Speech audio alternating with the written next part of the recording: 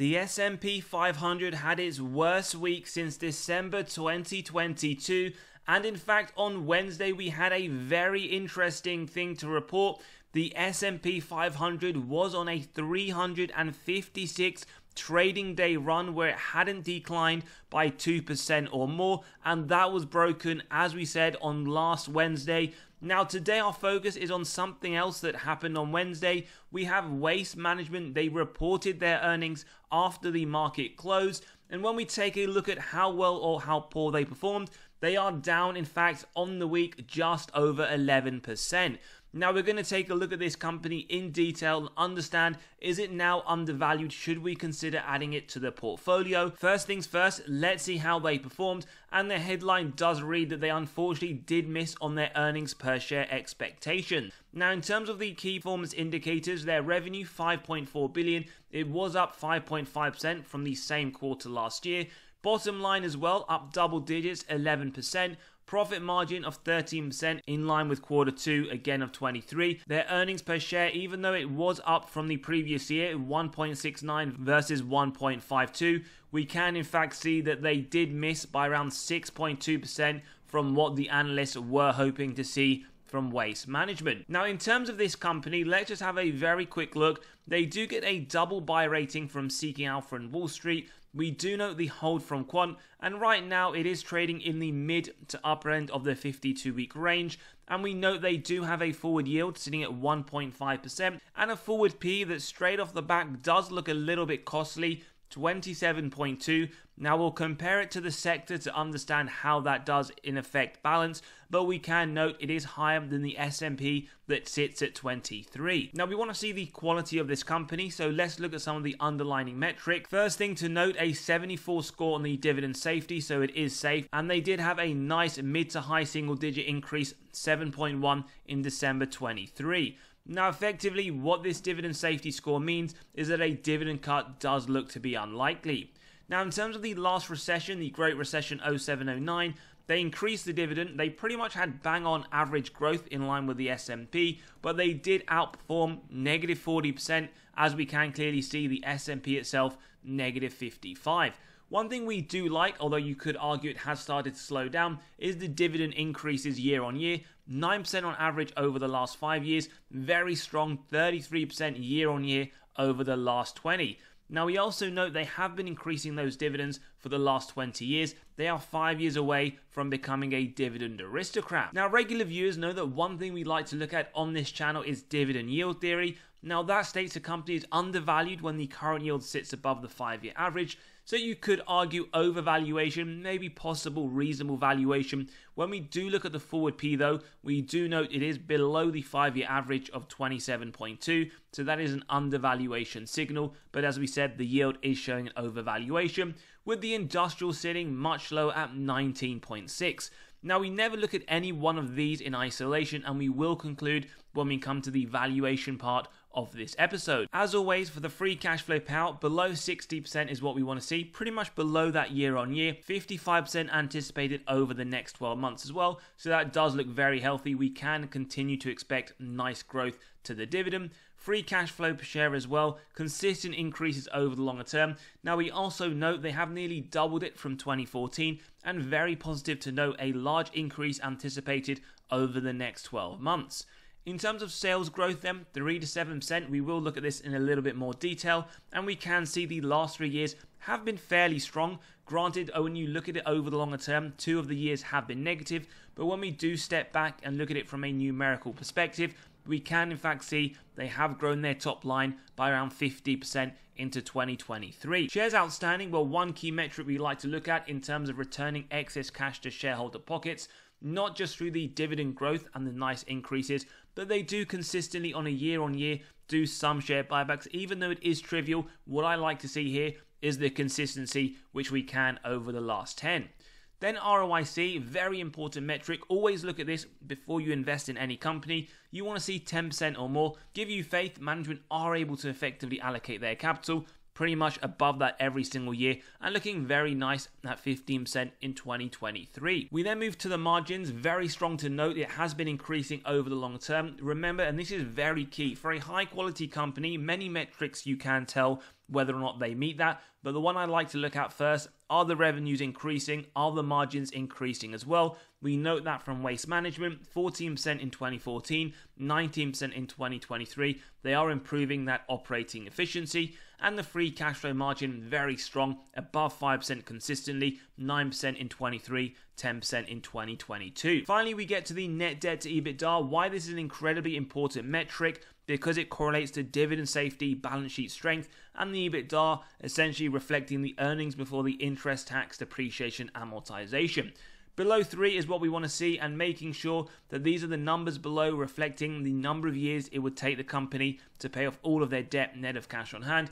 Below 3 nearly every year, 2.68 in 23, expected to go lower over the next 12 months, so we can already see with Waste Management their balance sheet is looking okay, moving in the right direction, and based on the free cash flow payout, dividend does look to be secure. Now, a few other things that we like to look at. Firstly, insider movement. So the ownership does sit at 0.18% with just under 50 million worth of sales over the last year. In terms of looking at it on a quarterly by quarterly basis, some quarters in fact there is very little insider movement, but over the longer period we can see this is something that is very natural with this company. When we take a look though at the more recent quarter, very trivial sale of 330,000, and for those that do like to see who these insiders are, we can in fact see on the 16th of July, the VP, the Vice President, sold 1,500 shares, $220, as we mentioned, 330k.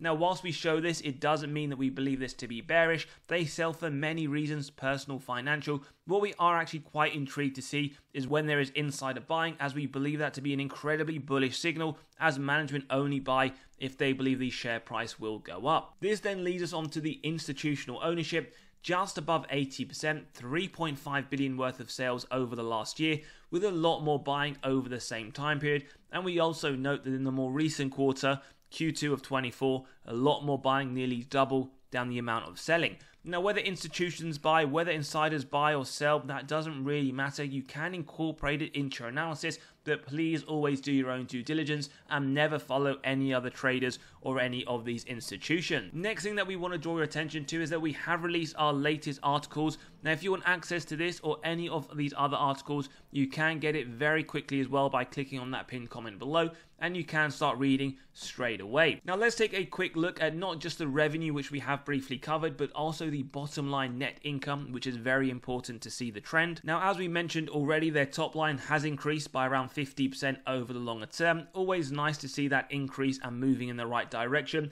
Something you may take for granted, but not something we see on a company by company basis. And the bottom line, again, very similar trend, 1.3 billion in 2014, around 2.3 in December 2023. That was their latest annual accounts. And again, the trend very similar to their top line. It is moving in the right direction. We do get inconsistency on a year-on-year basis, but as long as it does move in the right direction with no massive issues that we have noted, then that does look to be okay for now. Then we look at something that we really like to look in terms of the health of the company, the balance sheet, total cash versus total debt. 1.3 billion of cash in 2014 has come down quite significantly to 172 million in the latest quarter, and we can in fact see from 2019 it has dropped dramatically and has stayed at a very low level. As always, remember, in isolation, this number does not tell us anything. It could be zero and it could still look good. We always have to compare it to the total debt to understand numerically and directionally where these numbers and the health of the company is heading. 9.4 billion in 2014, 16.7 billion in that latest quarterly report. So we can see, like a lot of their metrics, their total debt as well, not the greatest of signs, is increasing year on year. But as we did look at the net debt to EBITDA, it is below 3, expected around 2.5, so not the worst. Maybe there's something just to keep an eye on and possibly even incorporate it into the margin of safety that we're about to come on to. We then like to look at the earnings. How have they historically performed? What are the projections moving forwards? Can we gain confidence in management? Over the last 4 quarters, they have beaten 3 of the last 4, 75% track record. Bear in mind though, they did miss in just that recent quarter as we looked at on Wednesday last week. However, over the next 4 quarters, they are anticipating growth. In the more recent quarter, 16% increase on a year-on-year basis. And when you do zoom out to December 2025, if you have confidence in the estimates, then their forward P will come down to just below 25. Still, it will be trading above the S&P. Now, that will be important shortly when we compare it to the S&P's performance over the last 10 years. First thing then, let's look at some gradings, the valuation. Now, the reason why they get a D grade, when we do look at it on a P non-GAAP basis, 27.2, sector median much lower at 19.5. So effectively for WM, you are paying a premium right now of 39%. Whether or not that is justified, again, we will look at other metrics to understand, but that is the general theme of this company. When you compare it to any others in this space, they are trading at a fair premium. Now, the next thing that we will take a look at is the growth, and what we understand on a year-on-year basis, before we even look at that, they do get a C, but on a year-on-year basis, 4.77, they're actually lower than the sector of 4.92 by around 3%. In terms of moving forwards as well, 5.3, they are trading marginally lower of the 6.19. And the final metric we look at in the growth estimates is the earnings per share moving forwards. 3 to the next 5 years, 12.3%, the sector median at 11.4. So ultimately, not that much difference between waste management in this sector, the growth element of our analysis, against the sector median. So you can start to question, does it deserve that premium that it is currently valued at? Finally, then we're going to get to the profitability, where we do start to see a little bit of why they are trading at a premium. An A+ for the grading. Gross profit margin, 39%, better than the sector median of 31%. Bottom line net income, also much better, 12.13 versus the sector median 6.12.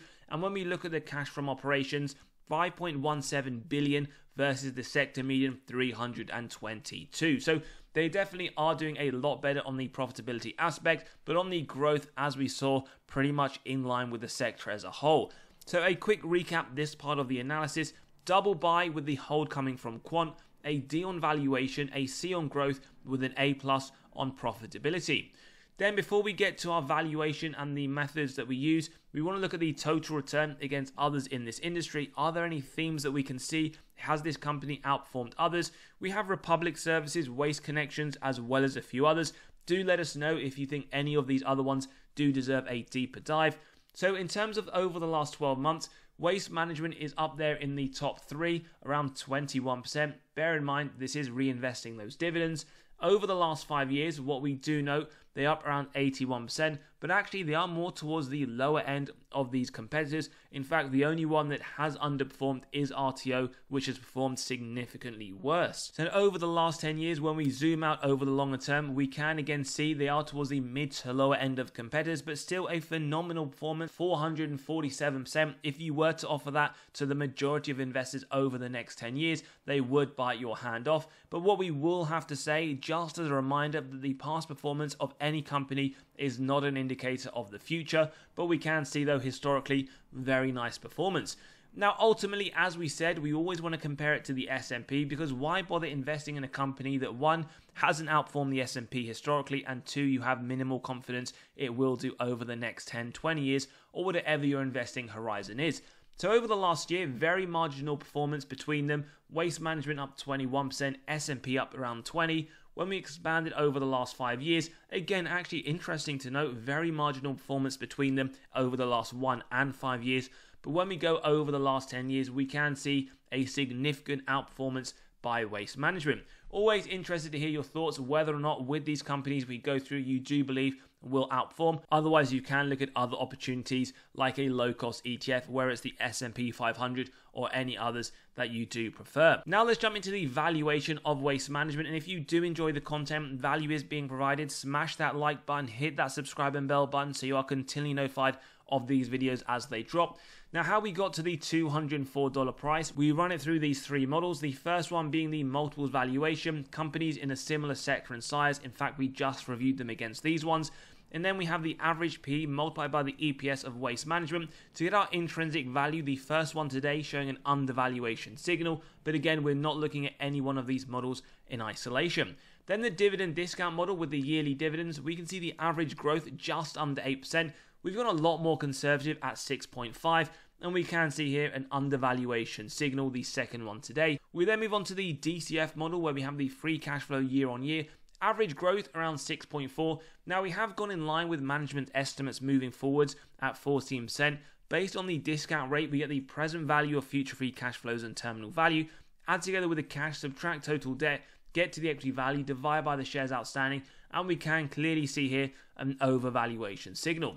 So the intrinsic value here is just the average of these three models, and as a reminder, you can grab a copy of this model by clicking on the pinned comment below, getting essentially to your own numbers, whether it's for waste management or any others in your portfolio. Now, what's the next stage? What we look at is the current price at $197. We then always use a margin of safety of 10%. Now, we only execute on this if it meets our three golden criteria: a wide moat, strong financial metrics, and good forward-looking data. Now, if you believe that for waste management, we actually don't see it as a buy until $184. So that is something just to consider. Right now, we don't even believe it's trading at a 5% margin of safety, sitting somewhere between 3 to 4%. Now, for those that do want a larger than 10% MOS level, at 15% it would be a buy around $174, at 20% around $163. Now, Wall Street clearly believe this is a buy, as we saw from the rating summary. Their price target of $226 does give upside of 15%. However, for me, this is not a buy. This is one that I would look to consider. However, only if the margin of safety was around the 20% level at $163. Now, a lot of people may believe this is in fact too optimistic and around 10% is sufficient, but as an investor, I can be very patient and only execute on companies where I do believe there is a nice margin of safety as well as nice upside into the future. As always though, do let me know your thoughts. Is this one you're considering to buy? Maybe it's on the watch list, or maybe this is one that in fact you're going to wait for it to come down much lower. If you enjoyed today's episode, smash that like button, hit that subscribe and bell button. Let us know your thoughts. We'll see you all on the next one.